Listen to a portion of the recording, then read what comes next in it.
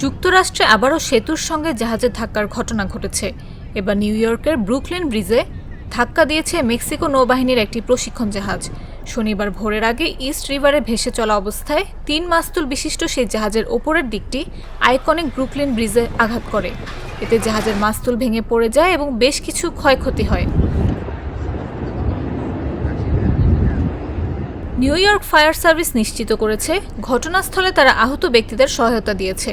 তবে ঠিক কতজন আহত হয়েছেন বা তারা জাহাজে ছিলেন নাকি সেতুর ওপরে তা তাৎক্ষণিকভাবে জানা যায়নি। বিভিন্ন প্রত্যক্ষদর্শীর মোবাইল ভিডিওতে দেখা যায় আঘাতের সময় জাহাজের মাস্তুল ভেঙে পড়েছে এবং সেতুর ডেকে ধাক্কা লাগছে। সংঘর্ষের সময় সেতুতে ভারী যান চলাচল দেখা গেছে। ধাক্কা লাগার পর জাহাজটি নদীর পাড়ের দিকে ভেসে যায়, আর তীরে থাকা দর্শনার্থীরা আতঙ্কে সরে যান। মেক্সিকান নৌবাহিনী সামাজিক যোগাযোগ মাধ্যম এক্সে জানায়, তাদের প্রশিক্ষণ জাহাজ কুয়াওতেমোক ব্রুকলিন ব্রিজের দুর্ঘটনায় ক্ষতিগ্রস্ত হয়েছে।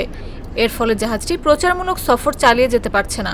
নৌবাহিনী ও স্থানীয় কর্তৃপক্ষ জাহাজের অবস্থা ও ক্রুদের নিরাপত্তা মূল্যায়ন করছে।